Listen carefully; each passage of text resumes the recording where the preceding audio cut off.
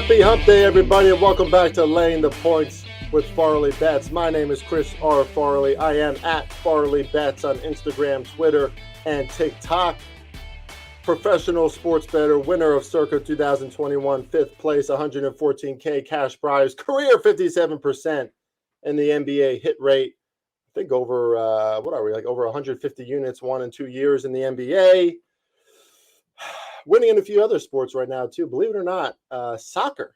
Finding value in soccer on a very, very consistent basis. You know, those lines can be so inflated. Winning in the UFC, almost winning in baseball, digging ourselves out of a little hole in baseball, but finding more value now. Anyway, what's up, everybody? Happy Wednesday. Happy Hump Day to you. It's another episode of Laying the Points with Farley Bets, the sports betting podcast for the common man. Because we're not trying to talk down to you, but at the same time, we actually know what in the hell we're talking about. We're here to help you win long term. We're here to help you go to your wife, go to your husband, go to your kids and be like, hey, I want a few extra dollars this week. And I think I learned a thing or two on laying the points with Farley Bets to improve my sports betting tactics. Love to hear that.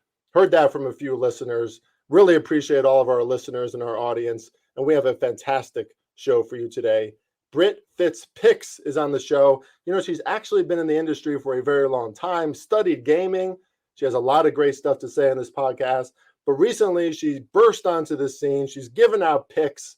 She's at Dub Club, so check her out if you want her picks over there, her premium VIP picks. And you can find her at Britt Fitz Picks on Twitter. That's BRITTFITZ Picks. Fantastic show with her. Great conversation. But before I do that, as always, let me get to my opening rant about these here NBA playoffs. You can tell if a team has great team chemistry and leadership in the game's most pivotal moments. Look at Steph Curry in Game 7. He took over 1/3 of the shot attempts of Golden State in Game 7 were taken by Steph Curry. And why is he able to do that? Why are the Warriors able to win in those circumstances when one guy is dominating their shot attempts that much? Because they know who the man is. As good as Jordan Poole is, he's like an up-and-coming Steph Curry, right? I mean, nobody's going to be like Steph Curry, but you know what I mean. That's what the Warriors want him to be. As good as Klay Thompson can be, as good of a sharpshooter as he is. Listen, at the end of the day, it's motherfucking Steph Curry who's going to take over. And that's exactly what he did. And Steph Curry, by the way, before that game, the Warriors said, gave one of the best speeches he's ever made to his team. Frustrated, texting Draymond Green at 4 a.m. the night before, frustrated about their Game 6 loss. That's leadership. These are the intangibles we talk about that bring teams to win championships. And in the game's most pivotal moments, the most nerve-wracking game, Game 7 at Sacramento, Golden State, fluid, great defense, worked together as a team, humble, letting Steph take over, and take over he did. Dropped a 50-burger on Sacramento. Night, kids. Dad still wins, right? 35-year-old Steph Curry and Draymond and this older version of the Warriors still wins because they get it.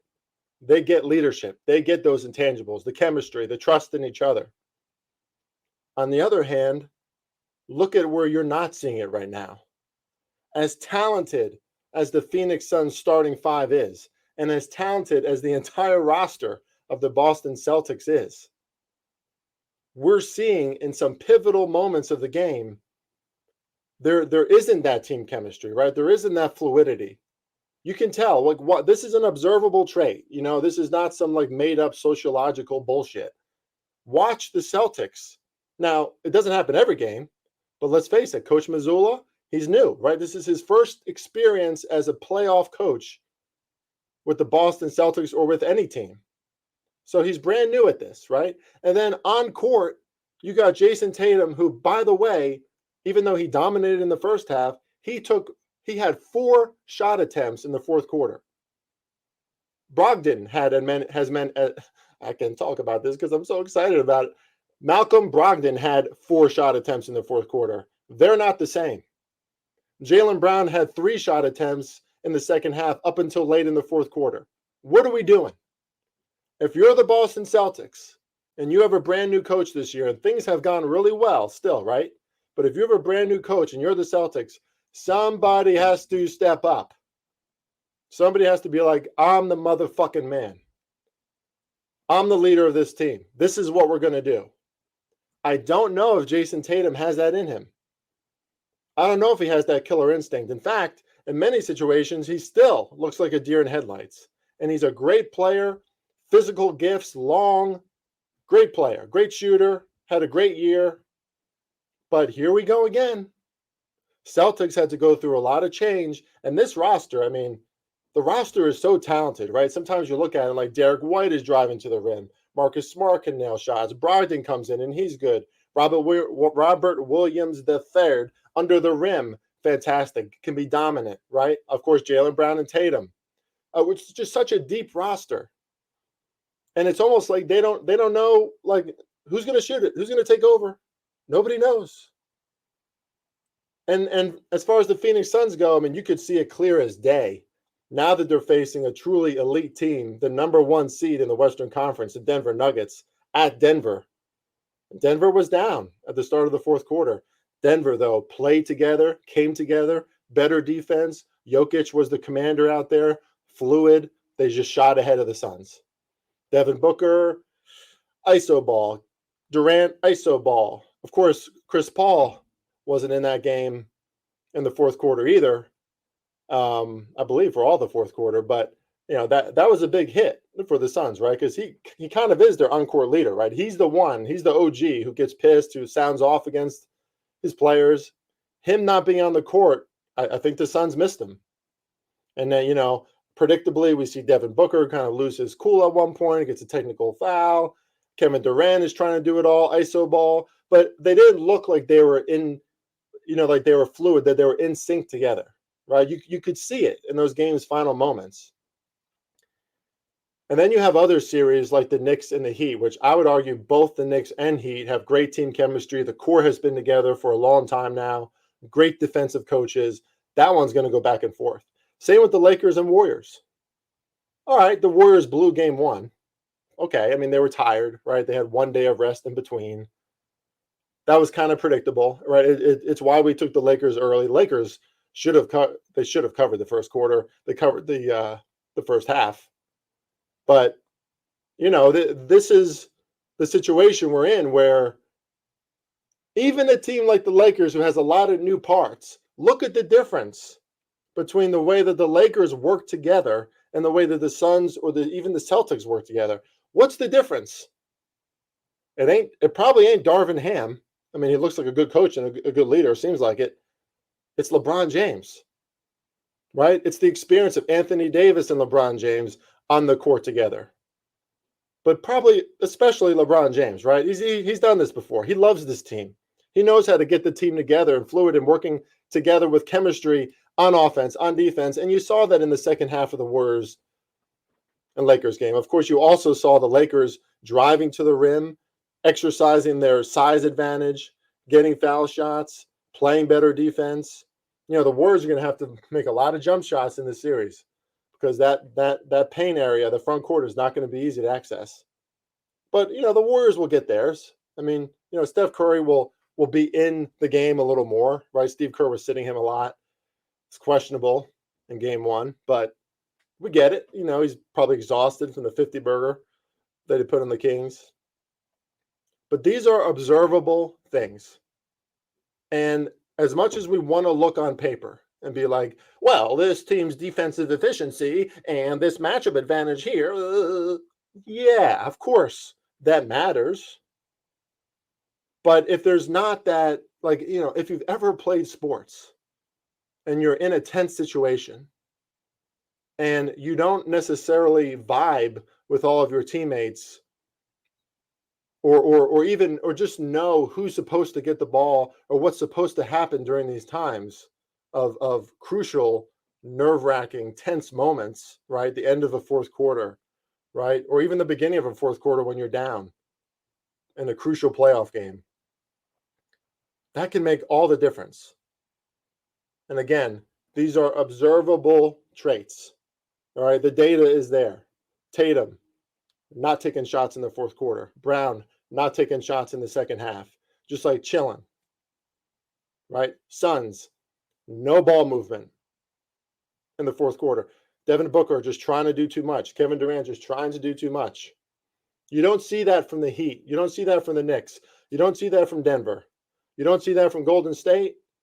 And you don't even see it from the Los Angeles Lakers, because that's the difference that LeBron James makes. And for what it's worth, I haven't even mentioned it. I haven't seen that from Philly. I love the way Philly's playing right now.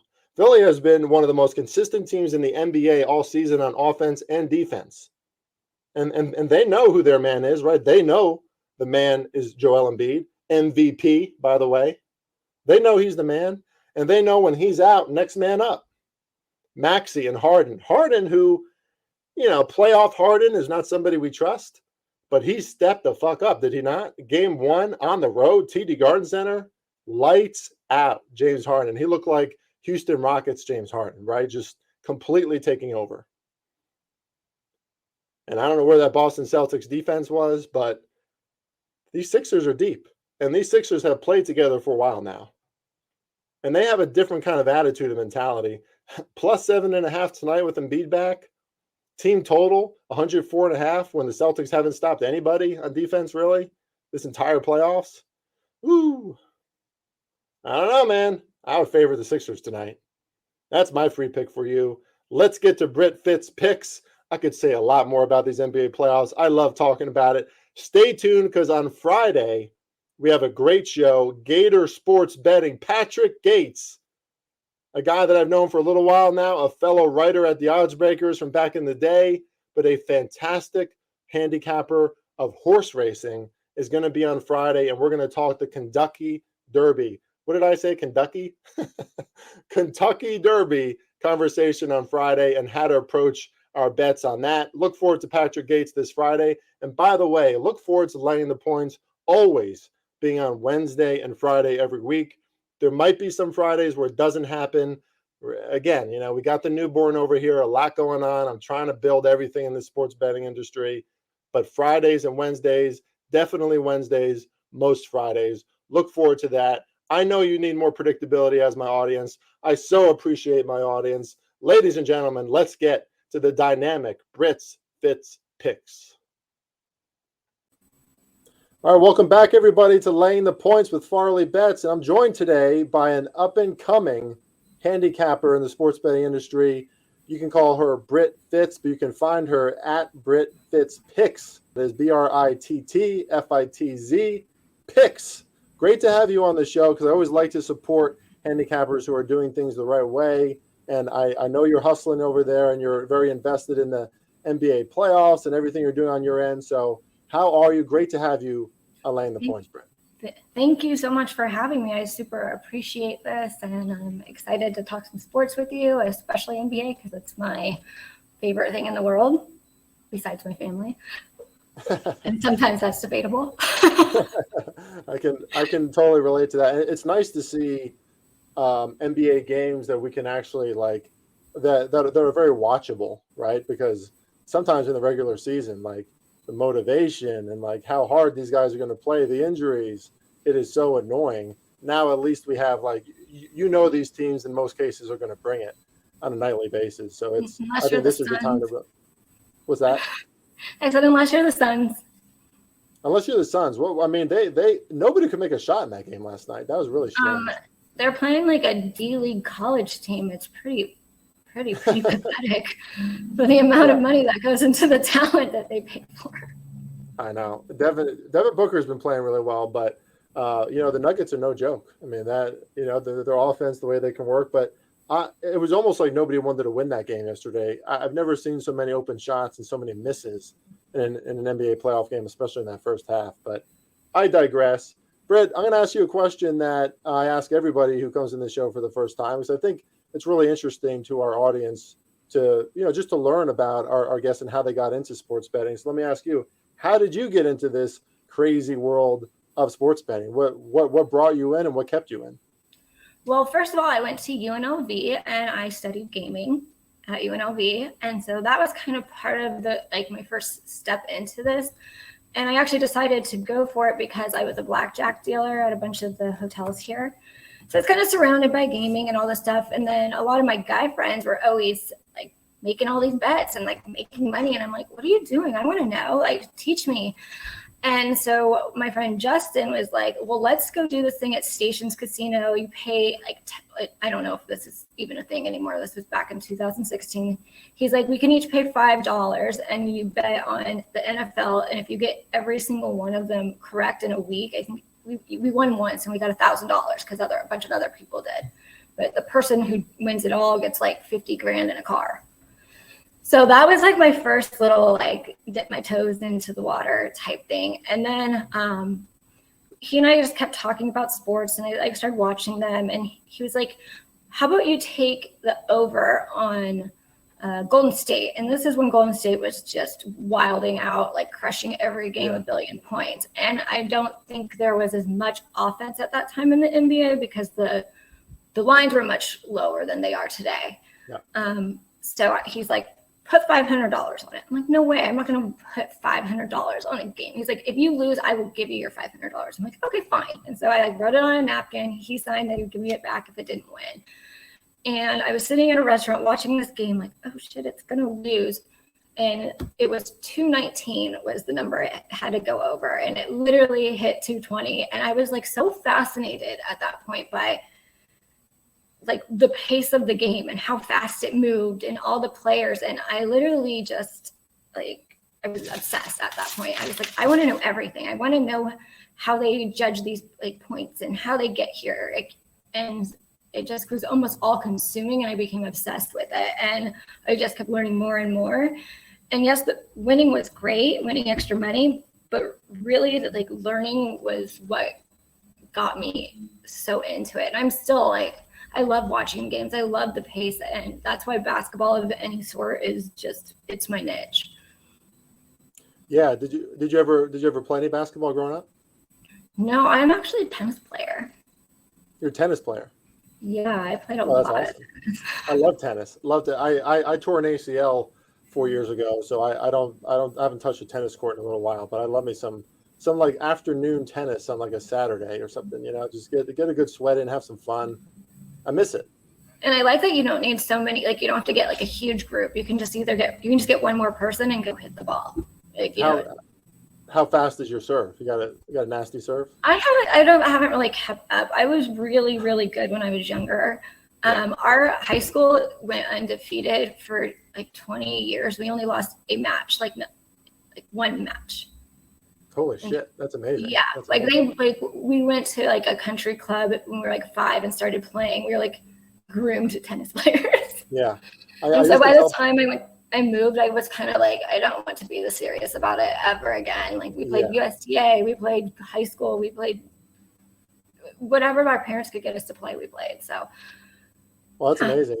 Apparently there's some money to be won betting some of those minor tournaments in tennis. I've never got into that myself, but I know a few guys who bet tennis really successfully. Maybe that's down the road for me because I hear that's a real gauntlet. But some of these like sports that aren't bet as much, let's face it, right? I mean, WNBA, CFL, in the summer. Call them the unsexy sports, and that is the more parity in a sport, the easier it is to make money. Absolutely. There's more of an open marketplace, right? Because there's not as many sharp sports bettors in there. So, maybe tennis is something I pick up. But off the point you made about your high school team, I used to tell people, I don't know if I've ever said this on the podcast, but I used to tell people if I was 4 inches taller, because I'm 6'2", but I'm not 6'7" with like a 40-inch vertical. If I could just jump a little higher, and if I was a little bit taller, I think I would have had a good shot at like some Division I basketball. Who knows? Maybe even beyond that. I was pretty damn good, but like in basketball, most players need a good amount of size to do anything, unless you're Steph Curry and you could just make the shot from anywhere on the court. But I had NBA dreams at one point too. That didn't exactly work out. Yeah, when I have a bad day, I literally just put on YouTube and watch Steph Curry shoot Hail Marys, and it makes my day better. Yeah, I mean, to your point about I was going to say, to your point about their totals, there was a stretch of time, probably around the same time that you bet that over, or thought about betting that over, that I used to look at my phone at night, and their totals used to go over. I mean, like 245, 255, on a nightly basis. I couldn't believe how often it would go over for the Warriors. And it was like a surefire bet for like huge stretches of the season. Yeah, that's not quite the case for the Warriors these days. They're a little more inconsistent, but we'll get into these NBA playoffs. But Golden State's been prominent on the offensive side for a long time, that's for sure. So let me ask you, Bill, what sports do you? I mean, you already mentioned the NBA. Are there any other sports do you like to bet, and why is that? Like, what gets you more invested in one sport more than the next? College basketball, I did really well this year, and I had never bet it before, but I really middle of the season though. Middle of the season is great because they kind of get the kinks out and you know where they're at. They've played enough games that you have enough information to compare it. I think that's the longest winning streak I had ever had. It was 14 days straight. And I was hitting 5-team parlay. I couldn't miss, like, for a second. It did come to an end, but for a minute I couldn't miss. I was hitting like 5-6 games every day in a row, not missing one, throwing them in parlays. I was like, this is really great. The middle of the season, and then my boyfriend went to Virginia Tech, so he loves watching the women's basketball team. And I tell you this, it is so much more fun to watch women's college basketball than it is men. Those women are out of control. They will pull hair, they will give elbows, like they want to win, and they're shiesty. Like, this is probably why women can't play football, because we would like scratch each other's eyes out. Yeah, you're not wrong. I mean, I gotta tell you, Iowa LSU was great TV. I mean, the championship game was awesome, and I can only fit so many sports into my day, and I can't say that I've been an avid viewer of women's college basketball, but I think that game did so much for the sport, right? Because when you have big personalities like that people can really cheer for, and you kind of see the animosity on the court, like that's what women's sports needs, right? Like we need that drama. We need to be sucked in a little bit, and they need to be given that spot to show it off. And that was a great. I wish that Iowa kept it a little closer at the end, but that was a fantastic game. Yeah, I really started getting into it after I watched Virginia Tech play. I started watching all these women's games. I was like, boys who? Like, this is entertainment right here. These girls don't give a shit. Like, they are going for it. And so I got into that, and that was like, I made a little bit of money. I just kind of started dabbling in it. It's a little bit harder because they do not give you the same stats in the same way as they do for men's college basketball, which is kind of sad. This year, I'm really looking forward to diving into WNBA because they do have a lot more of the stats and the information that you need to like make some like educated analysis. So I'm really ready for the 5th of May to start and digging into that. But minor league baseball, I am now 5-0 on it. If we were talking about random things to bet, it's really hard to find the lines. William Hill has it, DraftKings have it. I think those are the only two I really know that carry it. But like, it's just if you're playing in Vegas, I know the weather here, it's hot, which means the air is going to be thinner, which means that ball is going to be flying. The offense in minor league baseball is much better than their defense, and the pitching is atrocious, which is great for overs. Oh, wow. Yeah. And are the totals set like significantly higher than a Major League Baseball? I actually I went to an Aviators game last week, and I was watching this, and the night before they put up I think it was like 22 runs or something. So I was like, screw it. I'm here. I'm taking the over on this game. It's a warm night. Both of these pitchers have terrible ERAs. I'm going to do this. And I did. And it won. I took the over 15, and I think that one hit really close, like 16. But if you look at it, most of these games that are being played in warmer area stadiums, they're going like 25 runs sometimes in a game. Yeah, wow. It's like the Giants New Mexico game, or the Mexico City game. But yeah, I was gonna say, the first game was like 21-16 or something. I was like, there's no way I'm gonna bet an over on a total. I think the total was like 19. And sure enough, that hit. But then, the next day, and of course, this is a difference in pitching, which minor league baseball, obviously not as good pitchers, but the next game, the total I think was set at 20 or 21, and then I think they only scored like nine runs in that one. But I mean, that's good intel there, bro. You could corner the market on minor league baseball and become the minor Oh league yeah. baseball handicapper. Why Today not? is Triple A Tuesday. If you want to AAA find me on Tuesday. Twitter, I have my Triple A Tuesday bet up. That's awesome. So, for our listeners, this is going to come out on Wednesday, but that's something to look for. Every Tuesday, look for Brit Fitz picks from minor league baseball. That is, you're gonna have me looking at it now because that sounds like a marketplace to expose. Yeah. Okay, so tell me, and I'm really glad that we talked about this before the podcast because I really want to talk about this with you. Live betting. Live betting is.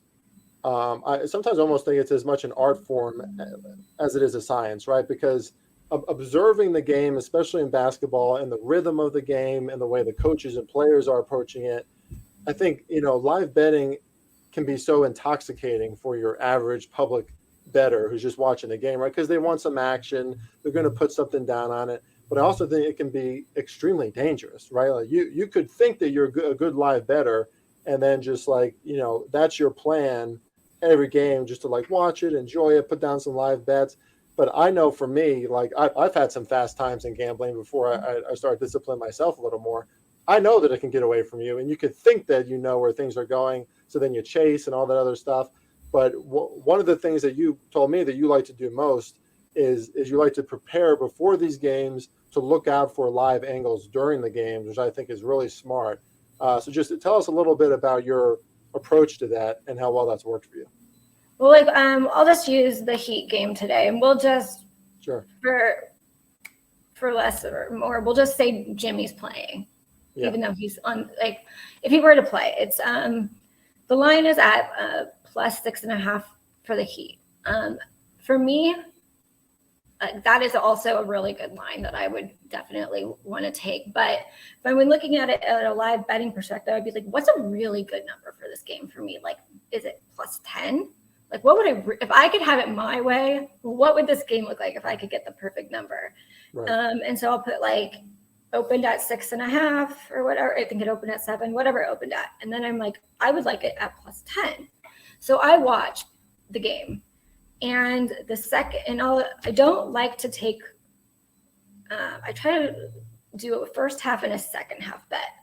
And unless it's like, and if it's a close team, if it's two teams that are really close, I have to be patient and never, ever take the full game spread until the fourth quarter. Because the pace, like the Suns game last night, I jumped ahead of myself. I took the Suns in the third quarter, and they fell apart in the fourth. And you will see that a lot. So patience is the biggest key when you are live betting. If you're doing the first half, you wait till that second quarter, and you wait till 5 minutes into that second quarter, and that is when you place your bet. And you have to refer to your notes if it's even a good thing for you to do. Yeah. So I would say plus 10. That would be my magic number for this game. So say they start falling apart in the first half, and I feel like that's like a 6.5 is already a really good number. If I see them starting to fall apart and I can get it at plus 10 or plus 12 or even plus 15, I will jump on that as soon as possible, because a team like that isn't going to just usually get wiped up off the court. Not after they've been playing the way they've been playing, not after the momentum they have going. This is just going to be a brief part of the game. So I look for numbers that have extreme value that make it almost like you can't miss on it. And if it doesn't hit, though, I don't think like, oh, I'm going to get him back in the second half of this game. I just leave that game alone. If my first one doesn't come through, I leave it alone. There'll be another game tomorrow. There'll be another game later. You don't chase it, because that's how you can get in a lot of trouble at live betting, because you think, oh, well, maybe I'll grab on this side, and then you're on the other side, and then you're in the middle, and then all of a sudden you've middled yourself. You've just taken out any value into this game, and there's no way that you're going to come out in the positive on it. Sorry, go ahead. Oh, another good thing to look for is if a team freaking kills, especially in NBA, kills the other team in the first half. There's two things that are going to happen in the second half. Either they're going to be so stoked in that locker room that they're going to come out and just keep it going, Like I think the Lakers did that the other night because I was like, but the great thing about that, you can get them the second half at like +3, and they're going to end up at like, they're going to beat them by 20 in the second half. Or they're going to be really tired. And that happens a lot during regular season, not as much in playoffs. They will be tired. And that other team, you can get them at like +20. And they are going to maybe not cover they'll cover the +20, and they'll probably lose by 10. But the other team's tired and this team isn't. So you look for things like that. But patience is the key. Yeah, patience, which is probably why I've had some I've had some sorry day. I'm not the most patient person sometimes, but one approach that I really like to take too, and this actually goes back to the very first bet that I ever made.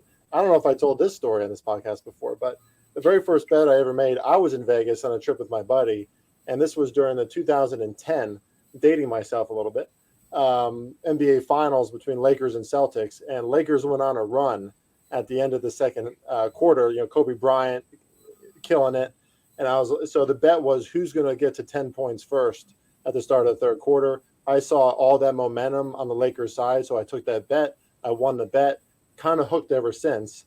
And I think that's a good angle, right? Like if a team, even if a team's dominated for the first quarter and a half of the game, if they go on a run at the end of that second quarter, especially if they're still playing from behind, I do think that some of that momentum, adrenaline, whatever you call it, that can carry over into that third quarter, right? And again, I do think you see that more in the regular season, right? Because teams, I think they're more locked down and they respond a little better in the third quarter. Both sides do. But like, I love that rhythm play ending the first half going into the third quarter.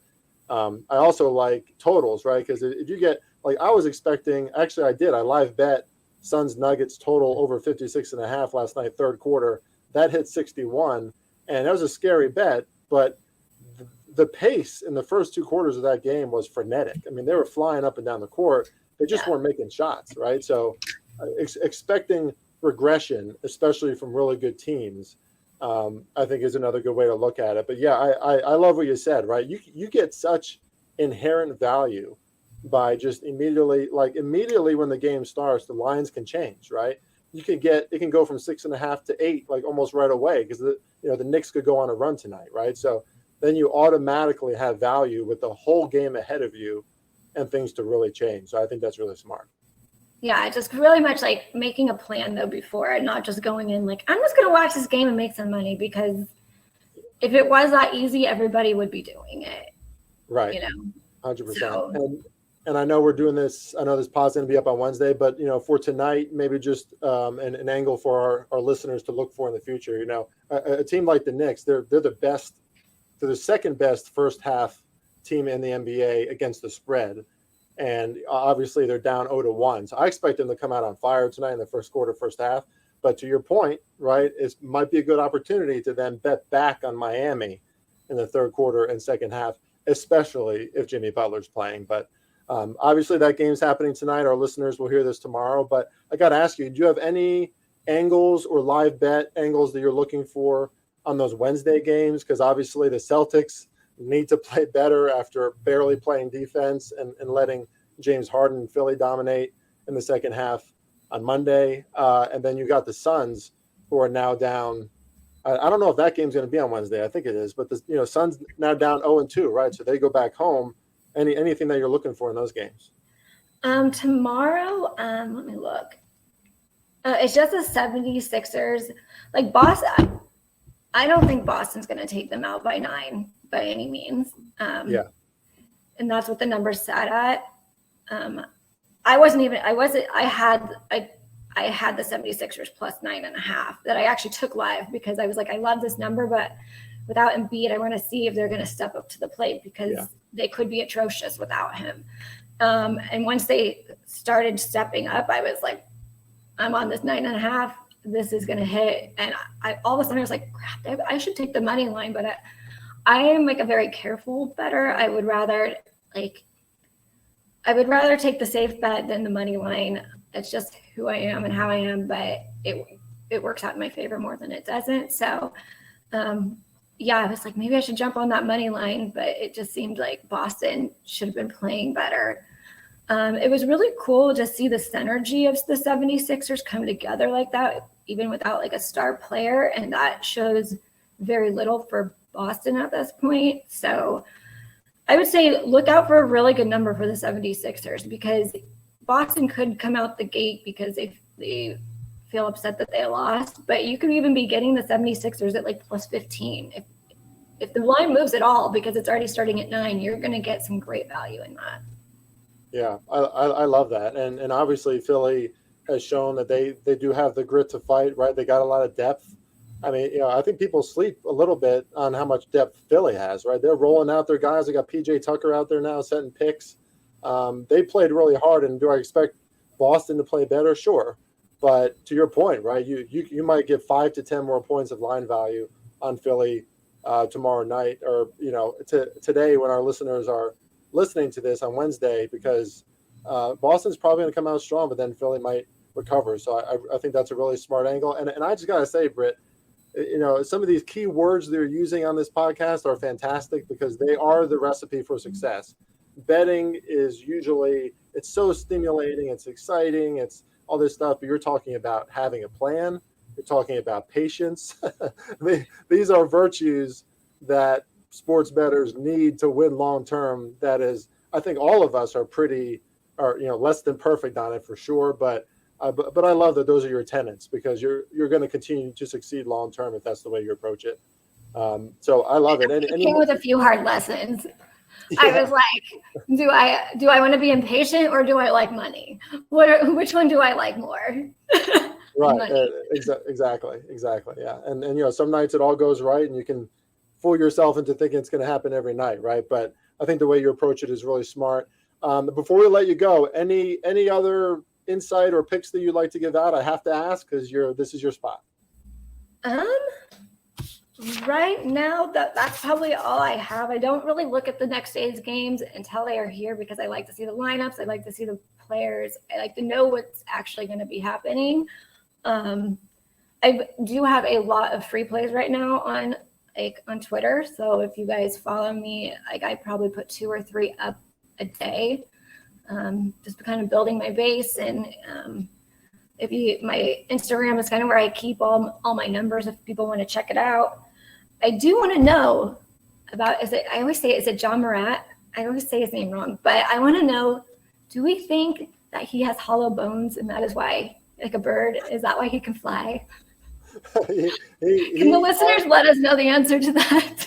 Yeah, I've never seen somebody like the guy looks like he barely has any muscle on him. I mean, he's muscular, but the way that he flies on the court is insane. I mean, he almost jumped over LeBron James. Yeah, it doesn't. It looks supernatural. It doesn't look real. It's kind of like Steph Curry with the basketball in his hand, right? It's like something otherworldly is going on here. I don't know. Yeah, I'm like, are you an alien? Are you a bird? Are you a pterodactyl? Because he doesn't even care if he needs to jump or not. He's going to be jumping. Like, he doesn't need to jump. He'll jump. He'll just jump right over you. He's an amazing player, and it's interesting that they got rid of Dylan Brooks. I don't know if you saw that today, but I felt like his energy was getting a little toxic. So I think that's a pretty good move. Yeah, you can't be like that big of an asshole with that little of talent. Great way to put it. like know your place. Like, yeah, I know. Like in the middle of that series, I was thinking to myself, what does this guy do well again? Because like he just wasn't doing anything. He wasn't defending LeBron well. He wasn't getting rebounds. He wasn't shooting the basketball effectively. I was like, how is this guy a starter? And he talks as much trash as he does. But I'm sure Dylan Brooks will figure things out. I hope he does for his sake. But Memphis better go, because he doesn't have a home right now. Doesn't have a home. I know, and that's what happens when you talk a lot of trash, but you don't do things the right way. Unlike you, Britt Fitz picks, you do things the right way. So it was great having you on. I figured that we would go a little bit longer than we thought, which is awesome. It's a great conversation. So I don't even want to cut it off, but we like to keep these podcasts within a range of time. But like I said, everybody, check her out, Britt Fitz Picks on Twitter, also on Instagram, and you can check her out also at dubclub.win, selling picks over there now. So congratulations for that. Keep on hustling. Absolutely. And I hope we see you back on this podcast soon. We'd love to have you back. Oh, I loved being here. So thank you so much for having me. I really appreciate it. Absolutely. See you soon, Britt. Bye.